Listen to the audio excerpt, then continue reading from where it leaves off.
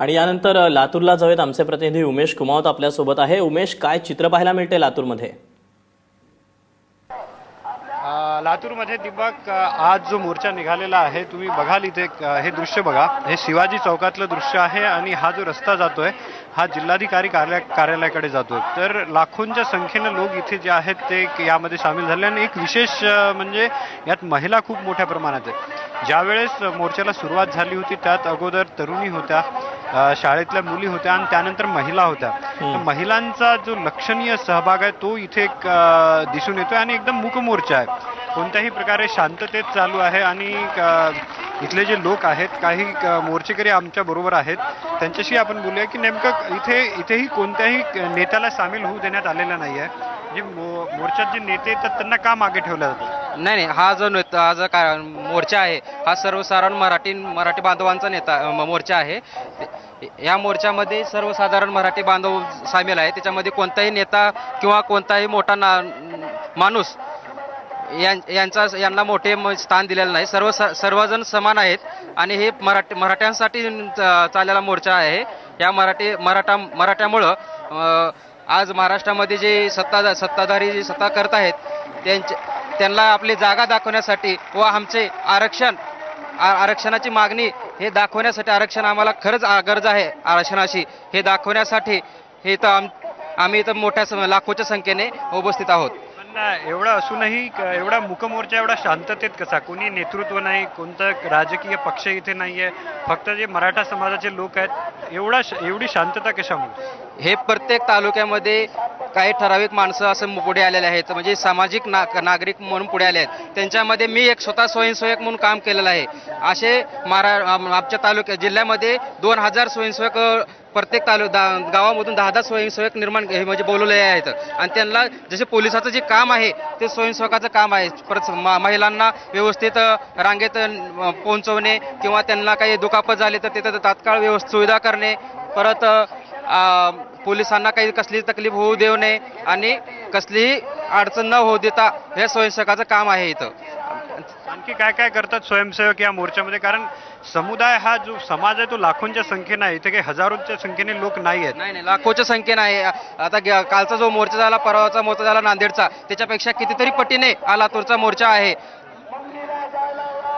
हा कितीतरी पटीने हा लातूरचा मोर्चा आहे। या मोर्चामध्ये लाखो म्हणजे कमी, आता आमच्या तर याच्या नाही तर 30 लाखाच्या पुढे स्वयंसेवक काय काय करतात? स्वयंसेवकाचं काम आहे शिस्तीमध्ये लोकांना लावणे, पाण्याची सुविधा करणे, परत त्यांना काय म्हणजे कुठली अडचण असेल तर त्यांना, आता आजारी माणूस असेल त्याला साईडला घेणे, त्यांची व्यवस्था करणे, परत राहिलेले जे घाण पडलेले कचरा वगैरे ते सर्व व्यवस्थित पाठोमागे साफ करणे, हे सर्व स्वयंसेवकाचं काम आहे।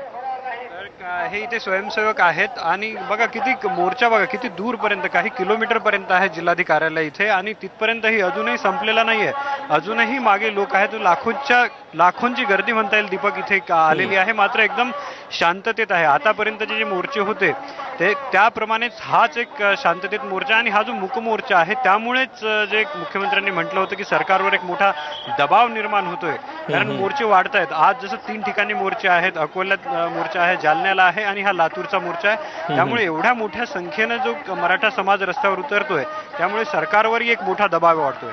दीपक, निश्चितच उमेश, ज्या पद्धतीनं खरं तर लाखोंच्या संख्येनं लोक या ठिकाणी येत आहेत ते पाहता किती अजून विराट हा मोर्चा असू शकतो याची कल्पनाच केलेली बरी। एकंदरीतच मूक मोर्चा आणि शांततेनं जरी हे मोर्चे निघत असले तरी लातूरमध्ये कशा पद्धतीनं पोलीस बंदोबस्त या ठिकाणी पाहायला मिळते, सोबतच त्या ठिकाणी महिलांसोबतच तरुणी देखील मोठ्या संख्येनं सहभागी झाल्याचं कळतंय। तुमचं त्यांच्याशी बोलणं झालंय का? त्यांचं एकंदरीत काय म्हणणं आहे? नाही, इथे बरेचसे स्वयंसेवक आहेत। स्वयंसेवक म्हटलं तर जे स्वयंसेवक आहेत त्या बऱ्याच, जसे हे एक स्वयंसेवक आहेत, यांनी मराठा क्रांती मोर्चा जे आहे टी-शर्ट लावलेत, असे सगळे थांबवून ठेवतात वेगवेगळ्या ठिकाणी। म्हणजे आता हा मी तुम्हाला रस्ता दाखवतो, हा एक फ्लायओव्हर आहे आणि त्या फ्लायओव्हर तुम्ही बघाल की तिकडे जो प्रचंड संख्येनं लोक त्या बाजूला सुद्धा आहेत, हा जो रस्ता आहे त्या बाजूला। तर इथे स्वयंसेवकांनी हा जो जमाव आहे हा पूर्ण जमाव थांबवून ठेवलेला आहे, कारण जो शिवाजी चौक आहे तिकडे जाणारी जी गर्दी आहे तिथे प्रचंड गर्दी आहे. त्यामुळे प्रत्येक ठिकाणी जे आहेत स्वयंसेवक असे थांबवून ठेवतात, कारण कुठेही कोणत्याही प्रकारची अनुचित घटना जी आहे ती घडू नये यासाठी ही जी सर्व व्यवस्था आहे ती करण्यात आलेली आहे.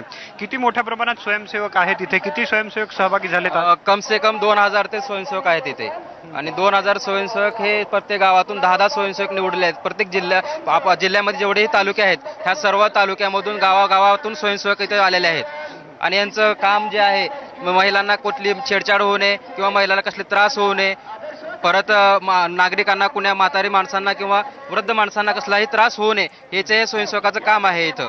आणि कसलीही अडचण न होऊ देता स्वयंसेवकाने आजचा जी मोर्चा आहे एक चांगल्या पद्धतीने उत्कृष्ट पद्धतीने हा स्वयंसेवकाने आजचा म्हणजे मोर्चा चांगल्या पद्धतीने पार पाडलेला आहे. एक दुसरं आरक्षणाची एक सर्वात मोठी मागणी आहे तुमच्या लोकांची, त्याबद्दल तुम्हाला काय बोलायचं? मराठ्यांना आरक्षण मिळायच पाहिजे. हे आमचे लेकरं जी आहेत मुलं 80% वाले असले त्यांना ऍडमिशन मिळत नाही. दुसऱ्या जातीचे 70% वाले असले तर त्यांना तिथं आमच्या जागेवर मिळते ऍडमिशन. ही आमची प्रमुख मागणी आहे. 18 कायदा ही रद्द झालाच पाहिजे. तर दीपक बघशील ही जी गर्दी आहे ही अजून कमी झालेली नाही आणि अजूनही मागे लोक आहेत. म्हणजे लाखोंच्या संख्येने लातूरमध्ये सध्या लोक रस्त्यावर उतरलेत. निश्चितच उमेश, तुम्ही या सगळ्या घडामोडींकडे नजर ठेवून राहा. तुमच्याकडनं प्रत्येक अपडेट जाणून घेणार आहोत. तुर्तास धन्यवाद दिलेल्या माहितीबद्दल.